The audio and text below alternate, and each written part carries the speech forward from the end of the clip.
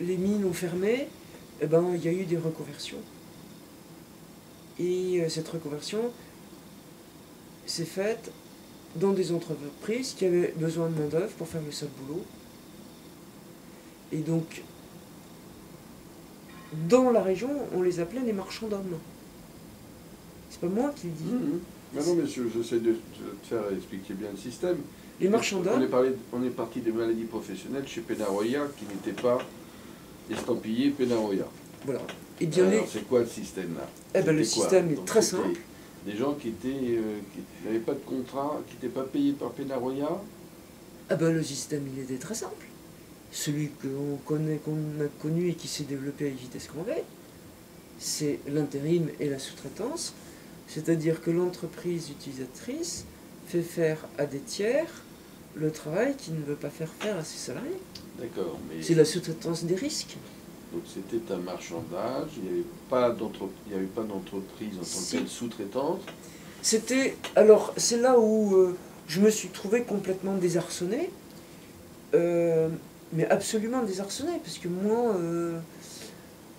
le rapport, il était un peu binaire. Hein. Pour moi, il y avait un employeur et des salariés. Mais qu'est-ce que venait faire une autre entreprise là-dedans?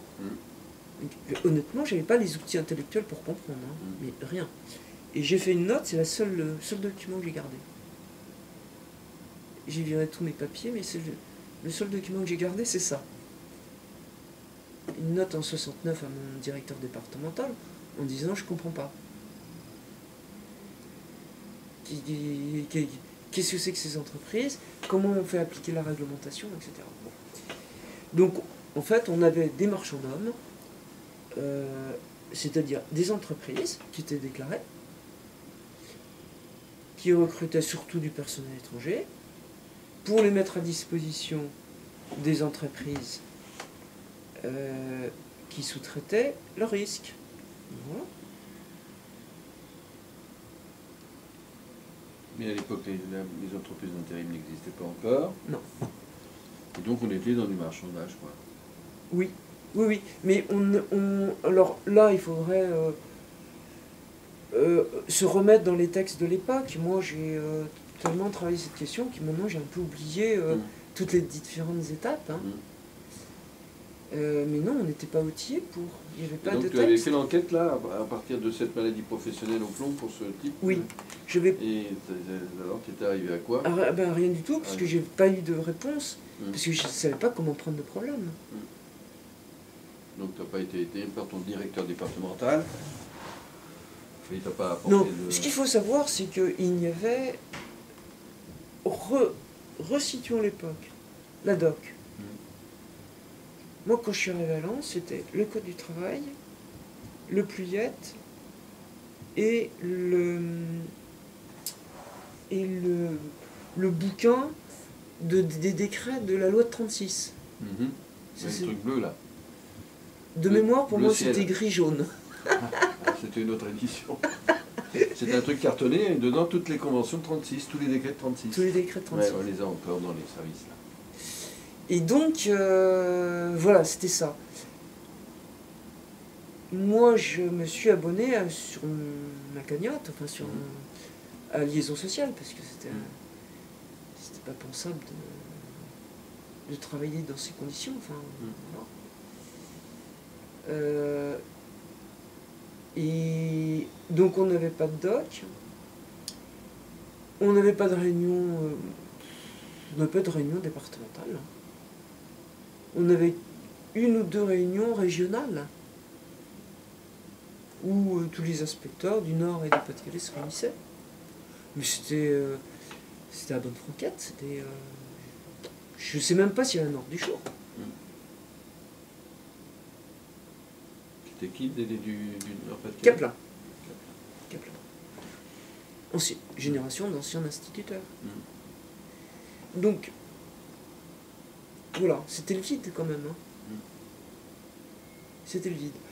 Alors donc, oui, dire que j'ai agi positivement, je sais pas. Je sais pas, honnêtement, je sais pas. En tout cas, c'est vrai que à Lens, j'ai noué des rapports étroits avec les gens de la CRAM, un contrôleur en particulier, et que avec lui, on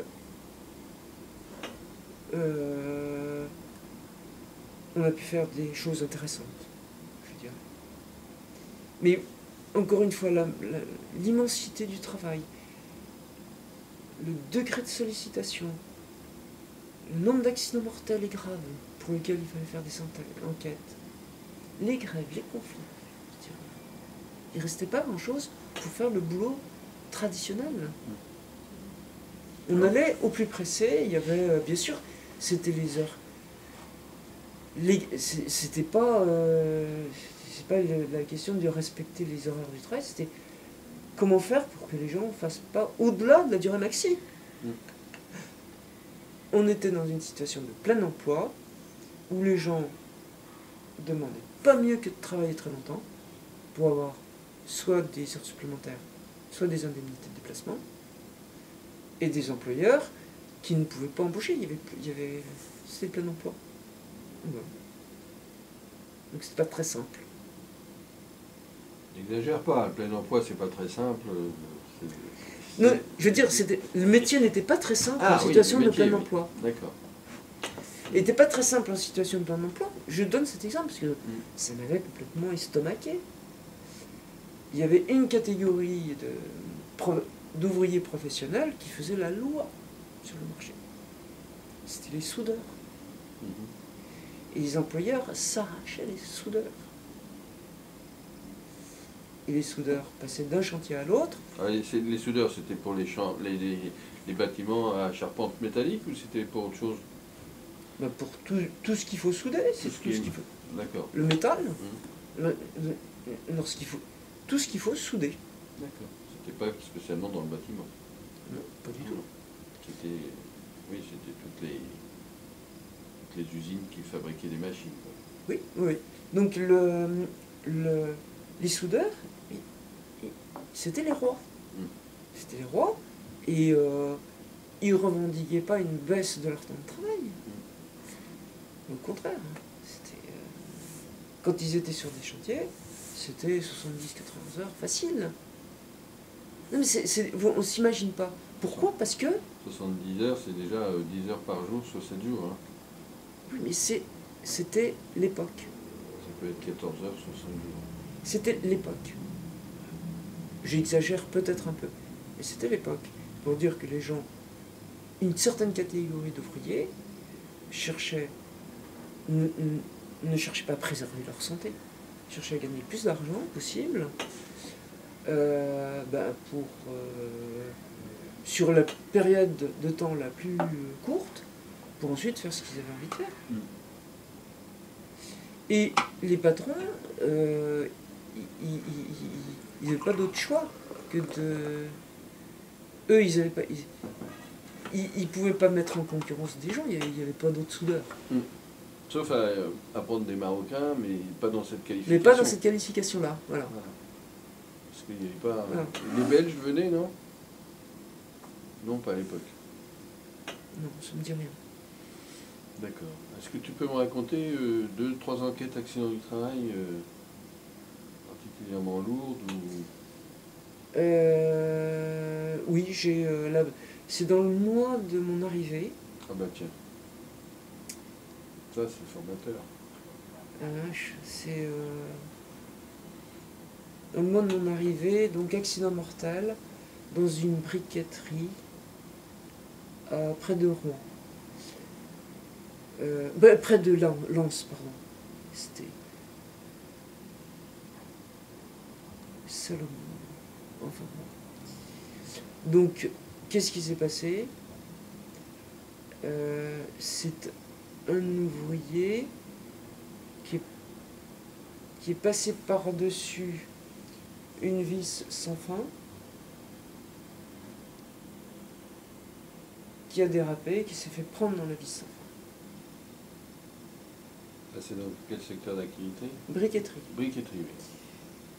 Donc, une vis sans fin qui amène le matériau pour être après enfourné. Oui, c'est ça.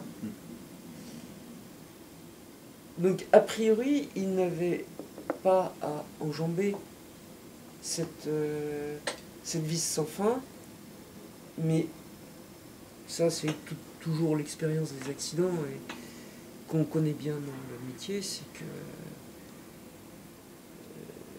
raisonner comme ça, c'est le comble de la stupidité, puisque de toute façon, quand on est salarié, on fait son travail, on essaye de le faire le mieux possible, le plus vite possible. Et donc, quand on peut aller plus vite en passant par-dessus une vis sans fin, au lieu de faire 3 mètres pour faire un détour, ben on passe au-dessus de la vis sans fin. Et elle n'était pas protégée, cette vis? Elle n'était pas protégée parce qu'on n'était pas censé rentrer. On n'était pas censé Passer au-dessus. passer au-dessus. C'est classique. Donc j'ai eu. Attends, la vis, c'était une vis comme ça? Ah non, c'était. Ah non, c'était Une immense vis. Ah oui, c'était une immense vis, oui. Un diamètre de 4-5 mètres ou quelque chose comme ça? Ah non, le diamètre, non, il était beaucoup plus étroit. C'était très long, mais c'était plus étroit. D'accord. Non, c'était pas une grosse vis. Ça, oui, ça m'a marqué, parce qu'en plus de ça, je me demandais comment j'allais faire un PV, et j'avais du mal à me dépatouiller avec le décret du 10 juillet 1913. Ouais, ça c'était vraiment horrible, quoi. C'était, après, par la force des choses, moi j'ai pas vu les débris humains, hein, mais je veux dire, on se représente. Hein. Puis le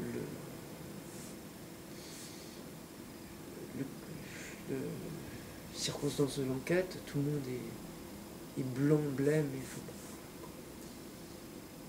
Après, ben, il y a eu beaucoup d'enquêtes d'accidents, hein, plus classiques, où les gens tombent des bâtiments, enfin sur les chantiers de bâtiments, quoi. C'est surtout celui de la briqueterie qui m'a impressionné. Après, bien sûr, mais je peux confondre avec le Rouen.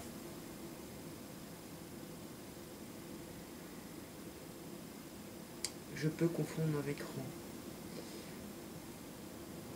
Donc voilà.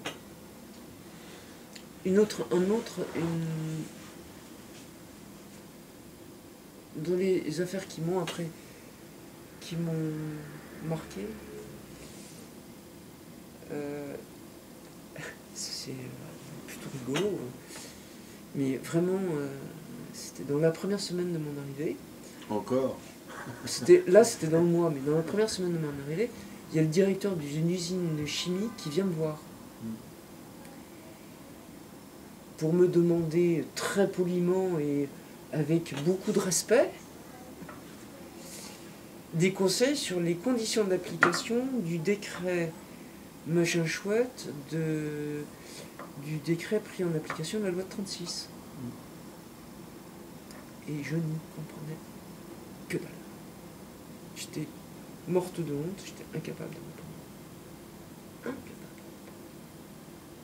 Voilà. Ça, c'est un truc qui m'a marqué. Autre chose qui m'a marqué, c'est ma première visite au syndicaliste de Béguin. Ça donne une idée de l'époque et du lieu. Parce que je n'ai pas retrouvé ça à Rouen. Béguincet, après avoir fait 3 fois le tour de l'usine, tellement c'était impressionnant, et après avoir pris rendez-vous pour me présenter à la direction, et je leur avais dit, je veux voir les délégués. Ça paraît naturel, mais en réalité, c'était pas si naturel que ça. Donc la direction avait dit au délégué, l'inspecteur du travail va venir. Donc je rentre, je fais connaissance avec la direction d'usine, qui me reçoit très aimablement. Voilà. On parle de choses et d'autres, j'ai totalement oublié. Puis après, j'ai dit, bon, ben maintenant, est-ce que je peux aller voir les représentants du personnel? Qu'est-ce on m'amène dans un local, le local syndical, où là, je vois une quinzaine, dans une ambiance noire, enfumée, une quinzaine d'hommes qui m'engueulent. Purement et simplement. Enfin, ils m'engueulent pas tous, c'est le leader qui m'engueule. Qui m'engueule parce que je les avais fait attendre.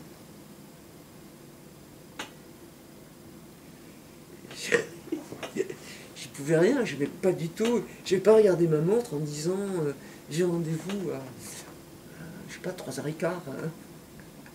Donc j'avais peut-être débordé avec le patron, mais le résultat pratique, pas loupé. Ça marque hein, ce genre de truc. Et après, vous avez pu discuter après l'engueulade ou oui, oui, bien sûr, mais moi c'était une présentation. Hein. C'était pour marquer le rapport de force qui faisait ça, non? C'était pour dire on n'a pas besoin de vous. Sous cet angle-là, oui, on n'a pas besoin de vous. D'accord, et ils ont eu besoin de toi après? Non. Ils n'ont pas eu besoin de moi. Mes interventions chez Béguincet, c'était soit des réunions d'hygiène, comité d'hygiène de sécurité, soit des enquêtes d'accident. Bon. Mais ils n'avaient absolument pas besoin de moi. Et dans beaucoup de cas de figure, c'est pareil. Hein. Par contre, dans les entreprises petites ou moyennes, oui, on avait besoin d'inspecteurs du travail. Bon. C'est ce que je peux dire sur cette période-là. Voilà. D'accord, alors comment tu étais considéré là par les, j'allais dire presque jeunes filles de 28 ans là? Le terme était inapproprié évidemment pour tout le monde, mais à l'époque je pense que c'était comme ça que les gens, les femmes étaient considérées. Alors quand tu rentrais dans une entreprise là, comment tu étais considéré par le patron? Comment tu étais considéré par... À l'époque, Jeune, à l'époque, femme, enfin bon, oui. tout l'état quoi. À l'époque, il y avait, me semble-t-il, un grand respect pour la fonction. Qu'il s'agisse des directeurs d'usine que j'ai rencontrés ou des syndicalistes. Certes, ils ont marqué parfois de l'étonnement ou de l'amusement, mais chose curieuse, il y avait un... Moi j'étais pris dans ce bouillonnement quand même, et j'étais tout de suite happé par le travail que j'avais à faire. Et je ne me suis pas occupé des...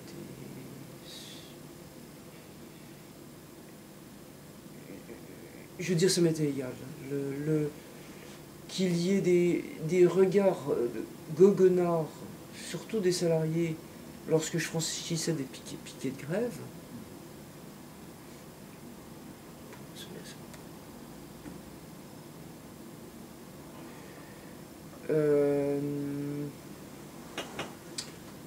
moi je considère que le fait d'avoir été femme n'a pas été un inconvénient pour moi. Je le considère, mais bon, il faudra avoir d'autres regards. Jeune, oui, c'est un inconvénient, parce que quand on est jeune, on n'a pas d'expérience, et on fait des erreurs. Et j'en ai fait certainement énormément. Mais bon, on acquiert de l'expérience. Mais je n'ai pas... Alors, moi, je considère que j'ai exercé aussi pleinement mon métier, c'est-à-dire j'ai quand même fait beaucoup de PV. Hein. Je peux pas dire combien, hein. Mais j'étais considéré comme une personne qui avait une main de fer. Donc ça se savait dans la région et dans le département? Ah oui. Le patron le savait? Oui. Et alors, il y avait des pressions non, je crois qu'à l'époque, pas à Lens. Chez le préfet ou chez le DD ou... Pas à Lens. Pas à Lens. Pas à Lens.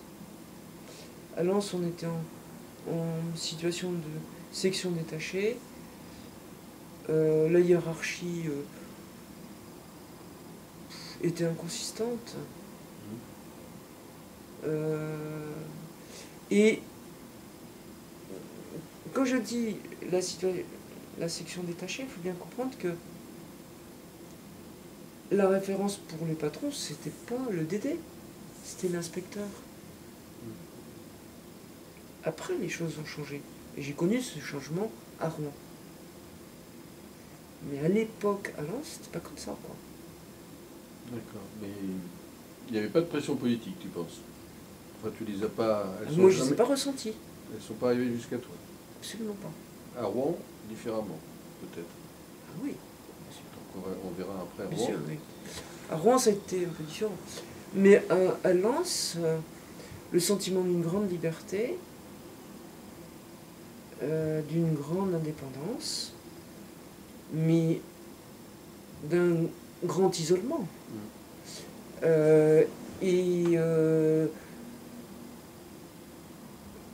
Et un besoin quand même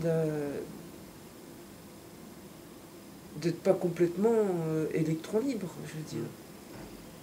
Je ressentais ce besoin de ne pas être totalement électron libre.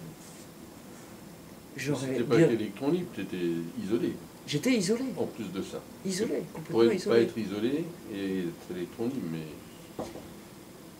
mais j'étais... je veux dire,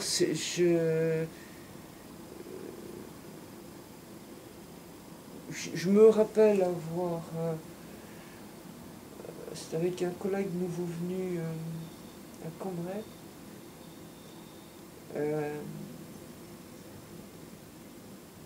Essayer de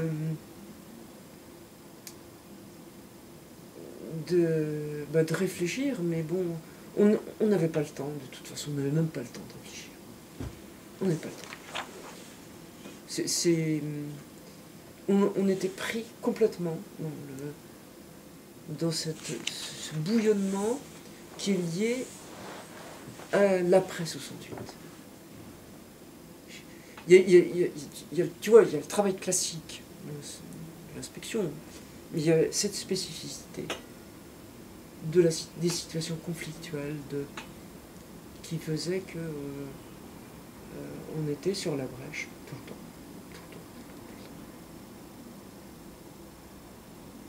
Et ça sera très intéressant d'interroger Dominique Garot.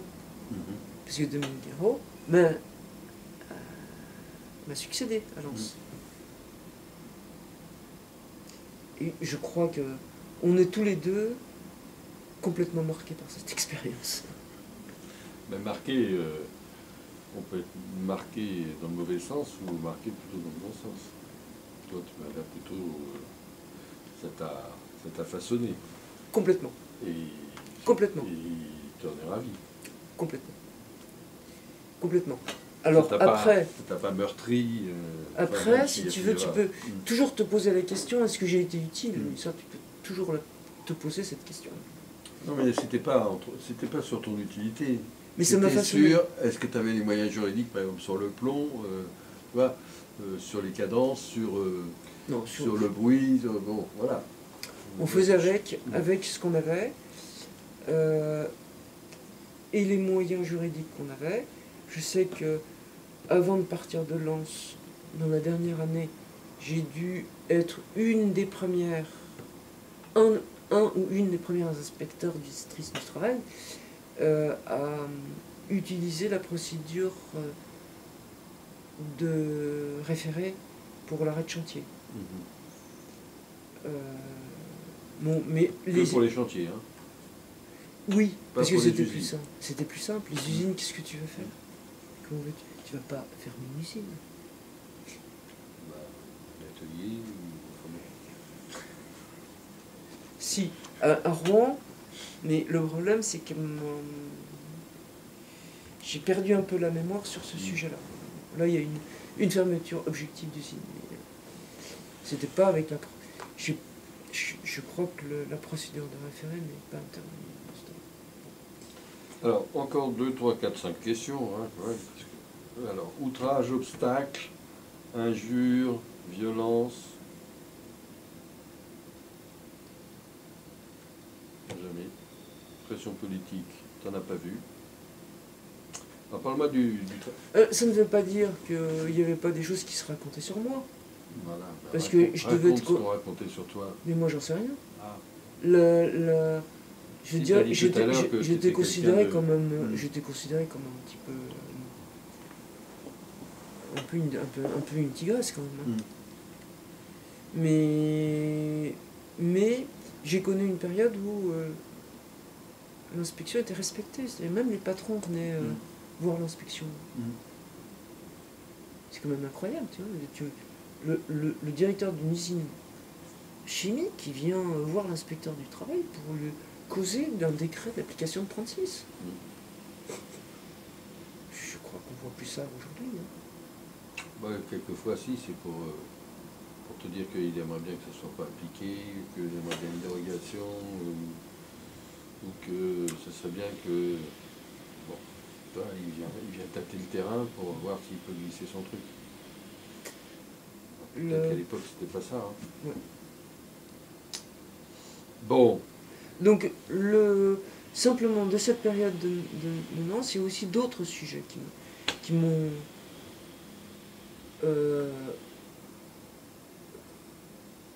un peu mobilisé, parce que c'était quand même plus que passionnant. C'était que à Lille se trouvait l'un des cofondateurs du syndicat de la magistrature. Qui s'appelait je l'ai noté. C'était pas Louis Joinet, Dominique Charvet. Et Dominique Charvet, avec un certain nombre de ses collègues syndiqués, a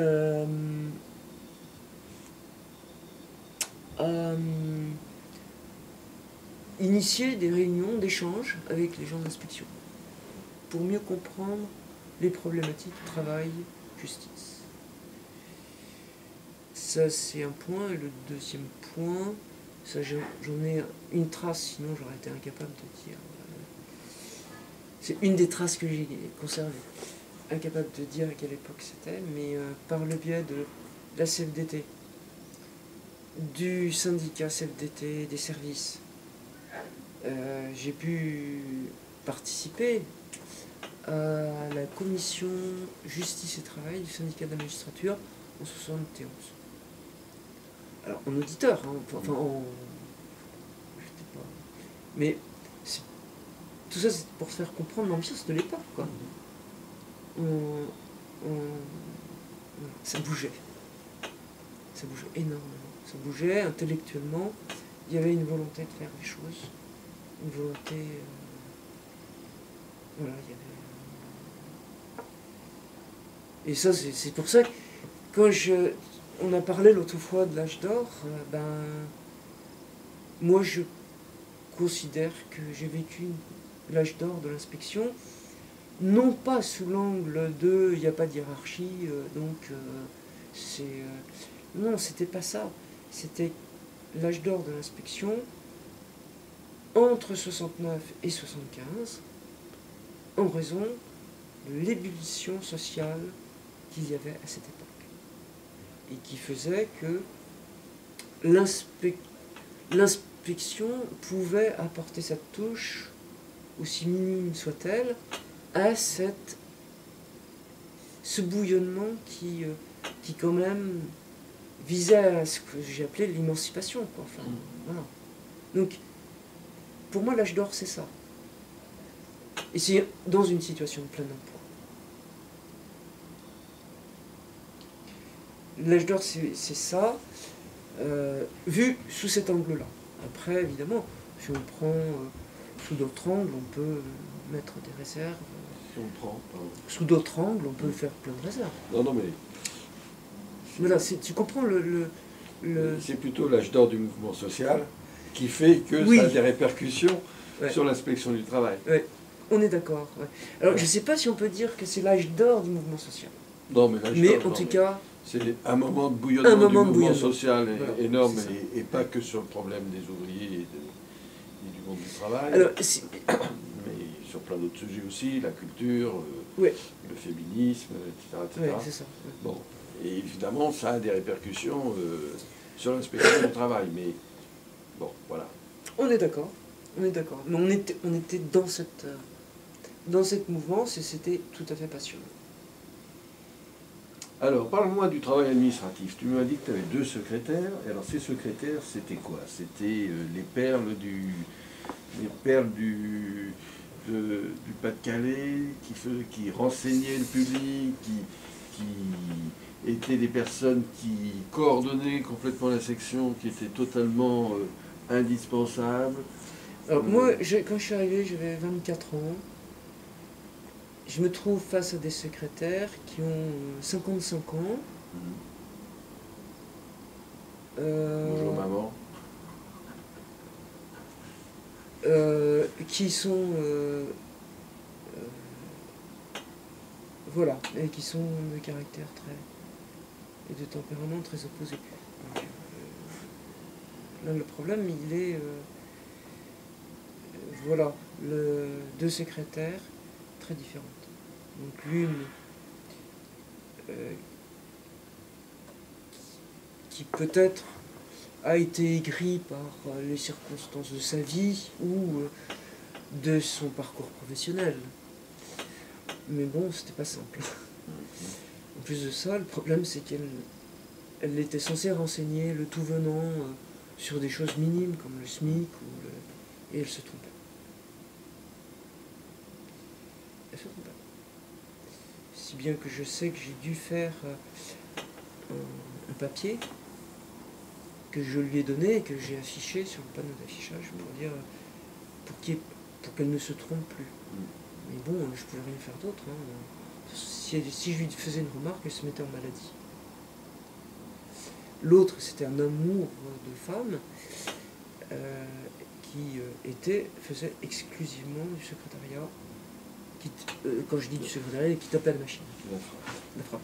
À l'époque, c'était stencil et compagnie. Donc j'avais énormément d'estime pour elle, elle était vraiment exceptionnelle, et on a correspondu pendant un certain temps. C'était quelqu'un de très bien, mais qui souffrait, hein, parce que moi, je donnais pas mal de boulot, et puis l'autre collègue, c'était pas très simple. D'accord. Donc ton travail administratif, le travail administratif, c'était quoi pour toi? Le travail administratif, moi c'était... Je suppose que tes permanences, alors, tu donnais des renseignements à tout le monde au téléphone, tu étais interrompu, c'était quoi? Ah oui, ça c'était quelque chose que...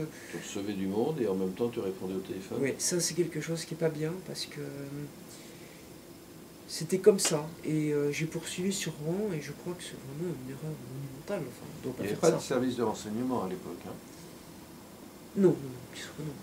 Ah bah bien sûr.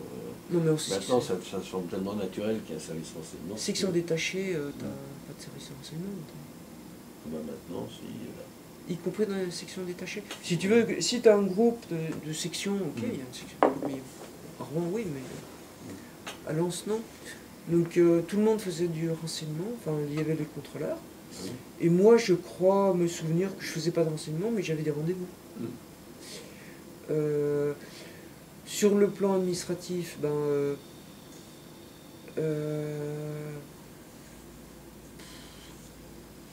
les seuls comptes à rendre qu'on avait, c'était les états 14. Hein. Je n'ai pas le souvenir d'avoir fait des surdemandes d'états de rapport. C'était bon. Donc le travail administratif, c'est faire les courriers suite d'observation, les mises en œuvre, les PV. Voilà, c'était ça. Un travail classique. D'accord. Bon, et alors la vie syndicale? Vie syndicale. Interne? Si tu veux, j'étais la seule. Parfois on était deux, dans le Pas-de-Calais, à être syndiqué CFDT. Comme on avait pas mal de boulot, non, on ne faisait rien. En revanche, il y avait une section syndicale à Lille, avec, je ne sais plus son prénom, mais Delannoy, qui était contrôleur, un jeune contrôleur à Lille, et qui organiser quelques réunions syndicales, mais honnêtement, et ça sera également le cas pour moi, il y a beaucoup de choses qui se sont passées à la trappe dans mon esprit. Je sais que j'y allais, mais... T'allais aux réunions nationales ou... J'ai dû y aller. J'ai dû y aller, mais pas d'une manière... j'ai dû y aller plus souvent quand j'étais à Rouen que quand j'étais à Lens. D'accord. Et alors, tu te rappelles des conflits qu'il pouvait y avoir dans ces années-là? Des conflits internes? Il faut interroger d'autres personnes. Je crois que j'ai...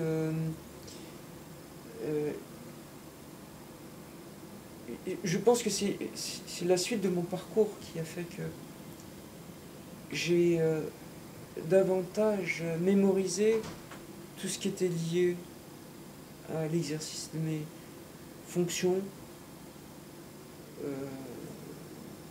sur le terrain. Et un peu oublié ce que j'avais fait sur le plan syndical. Il faudra interroger d'autres personnes. Non, mais la vie syndicale était peut-être très au ralenti, même après 68, dans nos services. Je dis pas qu'elle était au... Je sais que Salvi avait une activité syndicale, des gens comme ça. Oui, mais comme moi, enfin, mais ça veut dire quoi une activité syndicale? On peut dire Salvi avait une activité syndicale, mais qu'est-ce qu'il faisait? Ah, je sais pas. Concrètement, tu vois. Porter des conflits internes auprès de la direction sur les effectifs, sur le statut, sur l'indépendance, enfin j'en sais rien. Oui, mais on démarrait. Je crois qu'à l'époque où j'étais à Lens, on n'avait pas tellement de sujets à se mettre sous la dent. Mais c'était peut-être encore le SNICMO qui avait la main. Hein. Oui, bien sûr. Le SNICMO a eu la main, entre autres en CAP, jusqu'en 78. Hein. Bien sûr, il n'y a aucun problème. Il n'y a aucun problème. Les collègues, ils étaient tous SNICMO. D'accord. Alors c'était quoi ce syndicat? Tu en as une idée? Ça ne m'intéressait pas. Pour moi, c'était simplement un syndicat corporatiste qui s'intéressait au statut et à la carrière des inspecteurs. Mais c'était pas... Je ne rentrais pas dans cette logique. Pour moi, voilà. Tu te rappelles du livre blanc de 71 du SNICMO, une cinquantaine de pages pour expliquer les problèmes DDR principalement d'ailleurs? Je ne m'en rappelle plus précisément. Il faudrait que je le regarde. Il faudrait que je puisse le regarder avec des yeux avec un peu de recul. Ça fait pendant à un travail qu'on avait fait à Rouen, cette fois-ci, qui était le livre noir de l'inspection du travail. Mais bon, je crois que j'ai honte du travail que j'avais fait à l'époque. Oui. Et pourquoi tu avais honte? Pourquoi tu as honte aujourd'hui de ce que tu avais fait? Parce que ce livre noir, moi je ne l'ai pas dans les archives. Et oui, mais ça fait partie des... Il faudrait trouver les archives de Rouen. Et j'ai honte parce que ça manquait de réflexion et de recul. C'est-à-dire que il aurait fallu que quelqu'un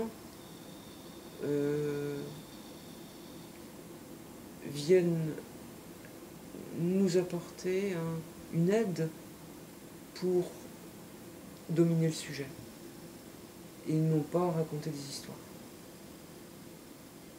Pour essayer d'extraire des histoires qui nous mettaient en opposition avec la hiérarchie, quelque chose de plus essentiel qui puisse être transformé en revendication.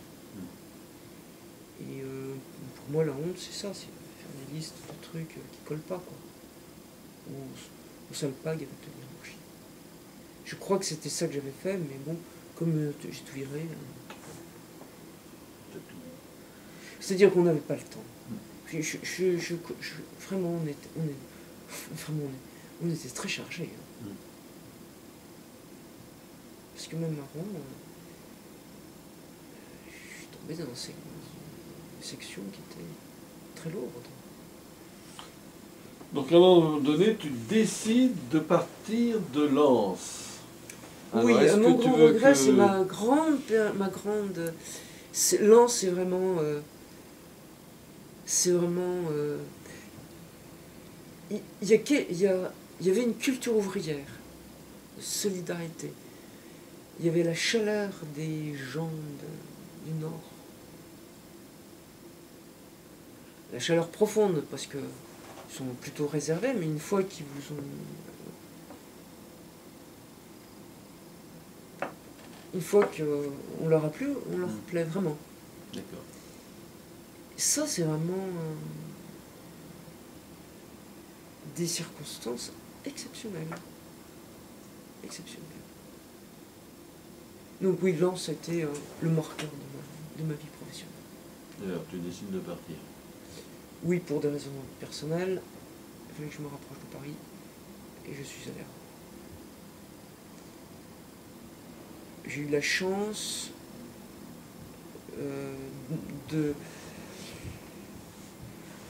d'avoir également une section super industrielle.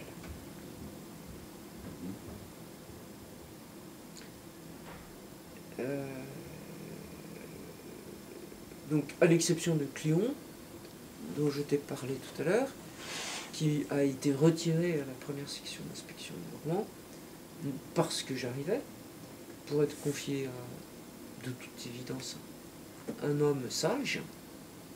Donc il y a les deux mots, hein, homme et sage.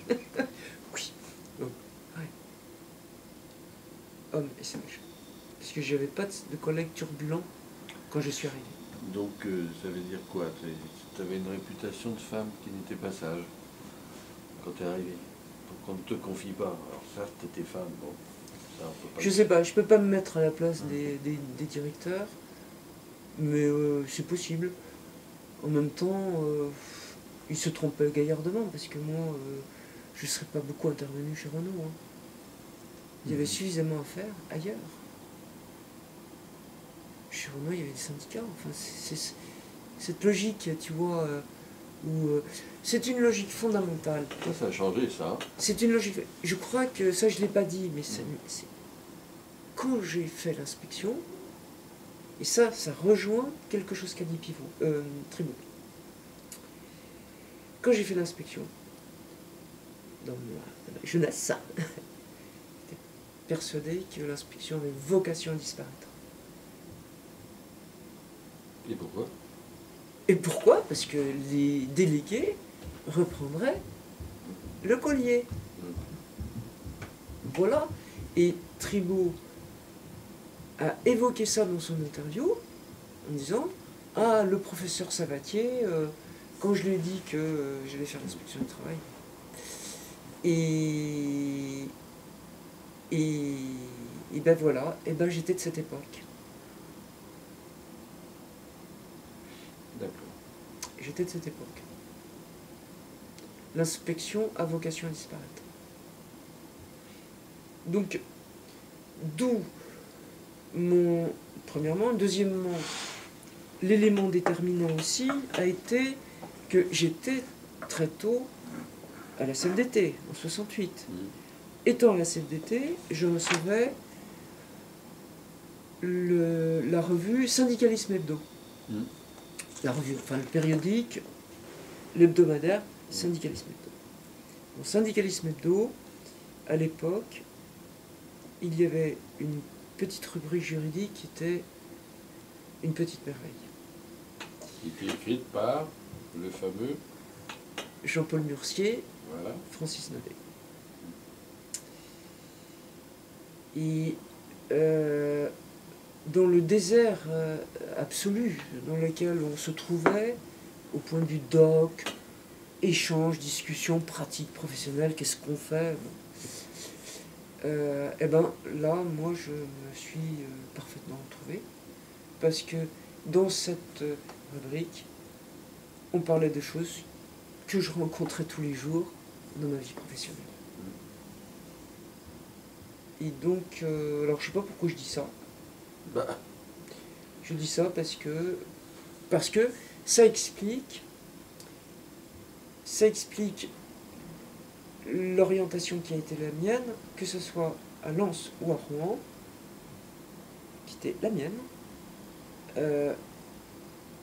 qui était la conviction que l'inspection devait disparaître, que les délégués devaient prendre la relève, et que donc l'important pour l'inspection, c'est la mise en place et le bon fonctionnement des institutions représentatives du personnel.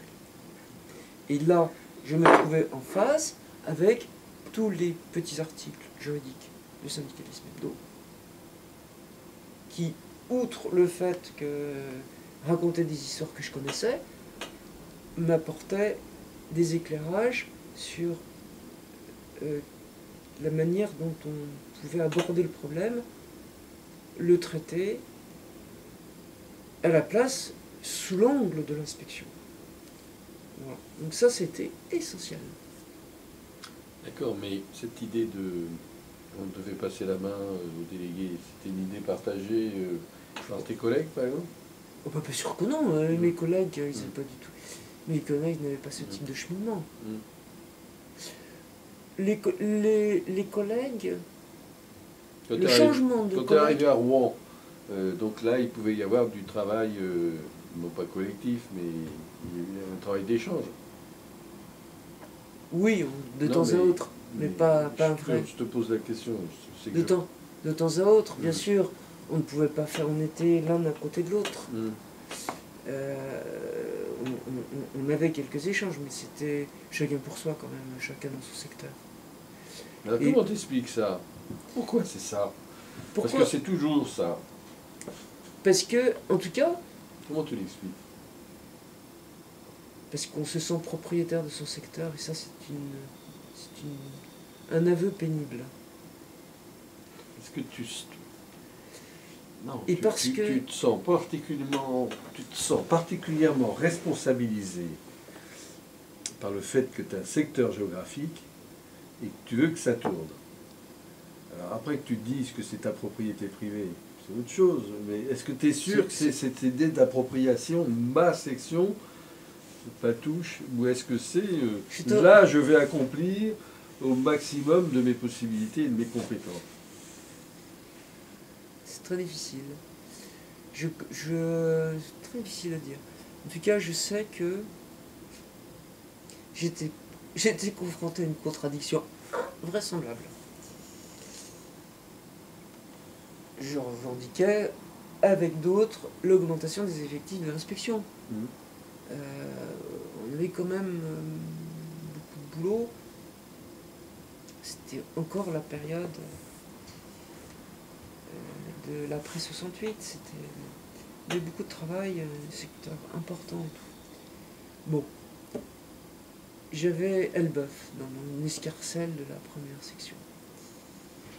Et j'ai mené des actions, notamment avec des gens de la CRAM, qui étaient vraiment des actions de fond sur des questions de santé et de sécurité.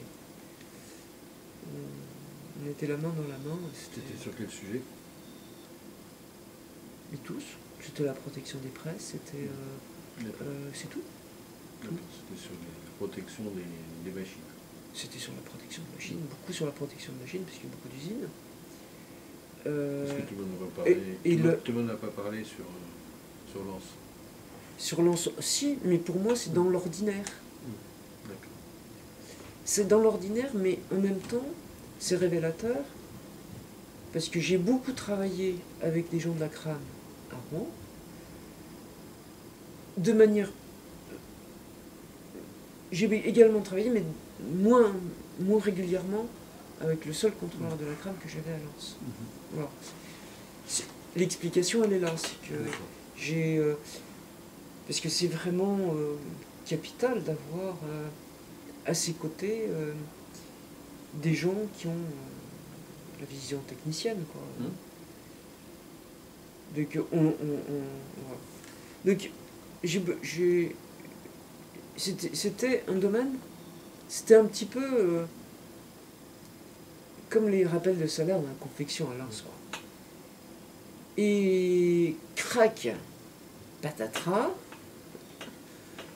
on annonce la création d'une section supplémentaire à Rouen. Et on me prend Elbeuf, mon bébé. Mais... Et pourquoi je reste comme ça, je comprends très bien pourquoi, c'est parfaitement compréhensible. Je commence quelque chose. Je voudrais que ça soit... Je voudrais que ça soit terminé. Et pour moi, un minimum de temps, c'est 4 ans. Bon. Si on m'enlève le truc au bout de 2 ans, je vois pas ce que j'ai fait. Bon. Pour autant, j'ai pas levé les standards de la révolte pour dire je veux pas d'une sixième ou d'une cinquième ou d'une sixième section à Rouen. Mais j'étais en pleine contradiction, quoi. Oui, mais je reviens sur cette idée de ma section où tu dis ça c'est la tare, c'est que tu as simplement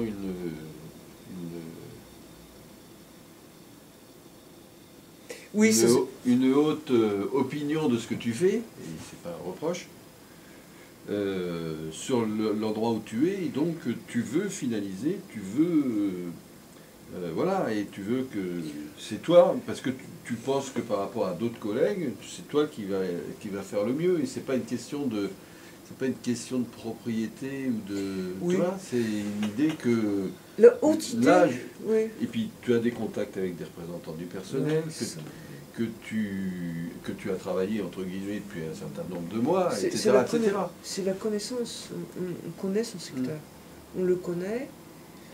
Mais moi, j'ai jamais considéré que j'aurais fait l'idée d'une autre non, mais... considération pour moi-même. C'est pas. Non, pour ce que tu as fait, ou pour ce que tu veux faire, et pour la façon dont tu fais le travail. L'intérêt, l'investissement, l'engagement, oui. Mais bon, dans beaucoup de cas, j'étais pas dupe que j'étais pas à la hauteur. Hein. Il y a des fois, j'étais absolument pas à la hauteur. Il y a des fois où j'étais le jouet d'un interlocuteur qui m'instrumentait. J'avais conscience de tout ça. Mais c'est vrai que le rapport d'un inspecteur au secteur, à sa section, c'est fait de tout ce tissu d'informations que tu as et qui fait que tu as une connaissance intime des entreprises. Et tu te dis, c'est... Voilà. Mais ça ne t'empêche pas de travailler ensemble. Si, par exemple, à Rouen, que ce soit avec les collègues très classiques que j'ai eus au départ, ou avec les collègues turbulents que j'ai eus après, dans les années 73, 74, 75, parce qu'il y a eu un changement radical à ce moment-là, si on était prêt, on aurait pu être prêt à se réunir pour traiter de sujets communs. Rien n'empêchait ça. On a tenté de le faire, mais ça s'est avéré effectivement très difficile. On a tenté de le faire le jour où il y a eu plus de sections. Quand on avait moins de sections, à Rouen par exemple, chacun était happé par sa section. Oui. Quand tu dis chacun pour soi et happé par sa section, c'est différent, tu vois. Chacun pour soi, c'est presque une tare, un défaut, alors que happé par sa section et avoir déjà fertilisé, enfin travaillé à fertiliser. Chacun chez soi, c'est-à-dire, moi j'avais tout de même assez conscience qu'il y avait des pratiques professionnelles très différentes. Hein. Oui. Alors, c'est sous cet angle-là. Oui, hein. oui. Et donc avec l'idée quand même que ta pratique, enfin comme la mienne d'ailleurs, hein, j'ai le même débat aujourd'hui, ta pratique te semble meilleure que celle des autres, même si quelquefois tu apprends des autres. Donc tu dis, ben moi je prends les choses Oui, fondamentalement. Sous cet angle. Ouais, fondamentalement, oui. C'est pour ça que je te dis petit peu de une ça. haute opinion de, Oui. voilà, de ce qu'on... Il y a- de ce qu'on... C'est pas la haute, mais la conviction. Une conviction, oui. ouais. Je pense qu'il y a de ça, ouais. La haute opinion, Non mais non. j'avais pas le bon La, terme. co- la Voilà. conviction qu'on faisait... C'était très difficile de porter des jugements sur les collègues. Hein. Moi, je savais pas ce qu'ils faisaient. Hein. Oui, mais Aucune idée. Hein. on pense toujours qu'on est, enfin, Je qu'on ne est savais meilleur que celui d'à côté, quoi. Qu'on a, Non. qu'on a les meilleures pratiques. Bah si. Autrement, on changerait, on écouterait les autres. Et on n'écoute pas les autres parce qu'on pense qu'ils sont sur d'autres, ils n'ont pas les mêmes convictions et donc ils n'ont pas les mêmes pratiques professionnelles. Les échanges de pratiques professionnelles, ça peut être très, très décapant. Hein. Complètement, mais ça, on l'a commencé à l'avoir avec la nouvelle génération d'inspecteurs. Avec la nouvelle génération d'inspecteurs dans les années 73-74, on discutait de ces problèmes-là, mais pas avec les collègues du départ, quoi. Qui était classique, quoi, plutôt dans le... Voilà. Donc quoi Dans le... Des cris classiques, des pépères, enfin des pratiques de... Oui, qui est plutôt dans la conciliation, dans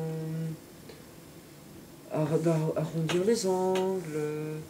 Oui, en fait. Mais ça ne voulait pas dire qu'il n'y avait pas qui ne faisaient pas de PV. Mais en fait, je ne savais rien. Hein.